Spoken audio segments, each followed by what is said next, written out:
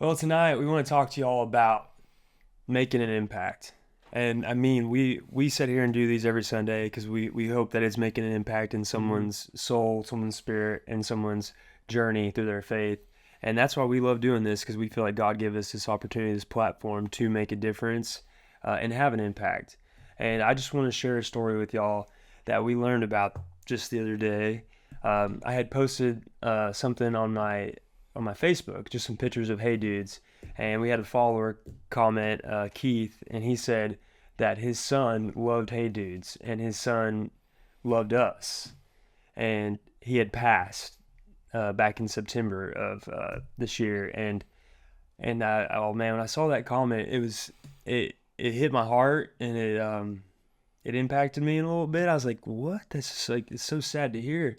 And I saw he had a picture in his profile, and it Yeah, of looked his like a very son. young kid. And Hmm. so I reached out to Keith and said, "Hey, Keith, can you message me?" And he messaged me, and he's kind of told me a little bit about Carson was his son's name, and I just want to share this little bit about Carson right here. And again, Carson passed in September of this year, and we won't get into the details of that, but he said he didn't realize until after it all happened, but just the impact that Carson made on so many people's lives. And I'll just read from his text right here from him. He said, at his vigil, a lot of people came up telling him how Carson saved their life, how he made how he made them steering away from suicide and drugs, and he could not count how many people said that they started to read their Bible because of his son. And it's just, you hear that and you're like, that is crazy. And Carson was only 17 years old Just and got his license. just got his license. Going to go to a homecoming dance, going to ask a girl, and making signs to do so with his buddy. And he did so much more though than just be a Yeah. kid and watch our videos. And he goes on to mention, that he made everyone feel loved and welcome. And his kid loved us, but he also loved Granny because she reminded him of his granny. And man, when I saw that, it impacted me in a way I don't know why. We've had a few times where this has happened, where people reach out and say we like, oh, a follower has passed or something, but to hear about the like a life that was worth like well lived in such a short time, Hmm. and the impact that he's gonna make continuously on this earth well after he's gone because of what he did while he was here. And man, I get goosebumps Yeah, just look at me that, too. just thinking about that. And man, so we just wanted to share the story of Carson because that's what we're here for. No matter who you are, what you believe, you need to do good. You need to make an impact, and he made an impact on lives with his short time here. He did that. He did the Lord's work. Yeah, even if you're only here for a certain time, what you leave behind you will make an impact on others that will affect them long into their lives, and could affect their family trees. Yeah, And, like he said, he got people to start reading the Bible again. yeah, That could change somebody's life. He brought people back from suicide and drug use and just the darkest things you can think of, suicide. And he brought those people back. This young kid did something like that. He made that kind of impact on those around him. What can you do where you're at with those around you? yeah, That's why, sometimes it's like there's all the people that watch us and stuff, and you don't get to see them all the time, so you don't realize the impact that we can make. yeah. We try to make a good impact with this Sunday night conversation and putting God, family, and country in everything that we do. But until you read something like that, you don't realize the impact that just a small, like anything that you do, can have on somebody's life.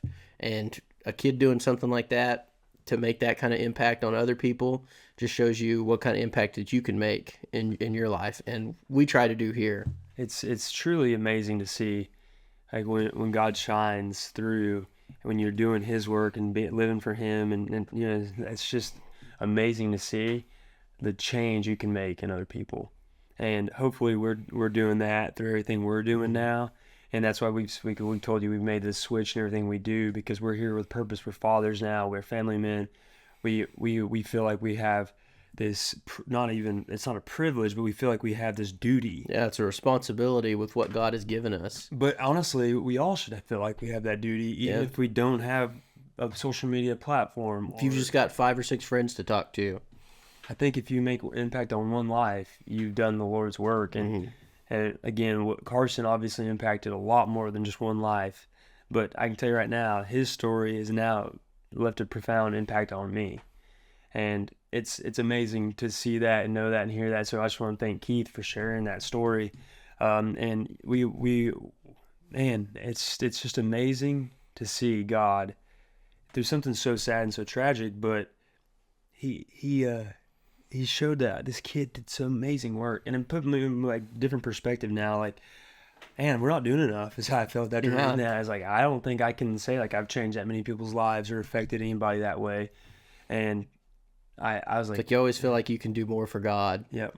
By helping other people and bring them to God by seeing what you do and what you can do for them. Yeah, that's how I feel by that. I think that's why I'm like saying I feel like I'm feeling is like, man, that just motivated me to like want to be a better person. Yeah. To be a better father, a better husband, a better friend, and just I just want to thank you again, Keith, because you did a good job raising him. It sounds like, but it sounds like he also, man, you had a special one there too. Man, I don't know. I just don't even know what else to say. I'm speechless because of all that. It's just been, I wanted to share that with y'all because after I saw that and talked to Keith, it just left I haven't been hit like that in a while by something that I was not even aware of, you know? Yeah, just a story from somebody that makes an impact on you. Yeah. And I want to read a verse here for you. Go ahead, since you're speechless. So I've got some words. There's always good words here if you can't find them yourself. In Matthew, it says, "In the same way, let your good deeds shine out for all to see, so that everyone will praise your heavenly Father." That's kind of like what we were talking about. He let his good deeds show so that those around him could see God through him. Yeah. I heard somebody saying something about like, oh, the Bible's just written by men. Well, God wasn't going to come down here and just write it himself.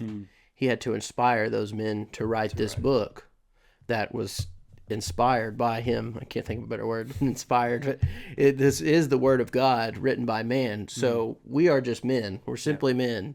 But we can do God's work if we let him work through us. Yeah. And that's like what he was doing, bringing people back from suicide and drug use and stuff, is letting God work through you as a vessel. Letting that his light shine. Letting your light shine, yes. It reminds me of that song when we were kids, "This little light of mine, I'm gonna let it shine." And I think, see, it's so funny. I think I saw this on a video the other day. Somebody did mention that. They said, that song wasn't about just like making a cheery, like a sad day better. Yeah. It was actually meant to like, God gave you a light and let it shine. So I think that's a good point. It goes hand in hand with the verse you read right there from Matthew's. God gave us this light inside of our soul. Yeah. We should let it shine. Yeah, let him shine through us. He is the light that's in all of our souls. Yeah. And a lot of people, that light gets dim because we don't look towards him or we look away from him. But when you do look towards God and you find God, that light shines brighter than ever. It does. And that's, again, I think we've touched it so many weeks, but it's like when God's in your life, when you're living for him and living towards him, like you have this abundance, you have this just like overwhelming joy. We talked about fatherhood. That's God. You know, that's a light shining of him. When we're talking about, even our friendship or launching R.I.P for just anything family related, us doing this, meeting kids out there at these events, like that's part of that light that's shining, Yeah. And it's part of him in there letting out, like saying, here, let this go out into the world. Yeah, because what we have here is not ours. No. None of this is ours. It's all God's. We only have the things that we have because of God, and we have to be willing and offer all of that back to him, and that's how we truly let God's light shine through us. Yeah. Well, just to wrap it up, can you remember a specific person or a specific incident in your life, not your kid, that really did, it left a profound impact on you? Can you remember something, or do you remember somebody from school growing up, someone, or a conversation or anything that left an impact on you? Like how it said, he helped change so many people back. There's probably been a lot of them that have helped create who I am today. I can't think of a specific moment or anything that has just really done that, but there's been I can tell you there's been a lot of times and people that have made an impact on my life that have helped me become the person I am today. And kind of like we were talking about when we talked about fatherhood the other day, and about how you take pieces from people that you see to help you become the person that you want to be. You could be one of those people that people are taking pieces from by seeing what you do and the good deeds that you let shine through. And maybe that'll be being a follower of Christ. Yeah. They see, oh, why is his life? Why does he seem like everything is so good? Yeah. You know, why does he always act like, oh, everything's just perfect and stuff? And I'm like, well, maybe it's because he's got God on his side and he knows that, and that could be you. You know, you go to Christ, and Christ will come back through you.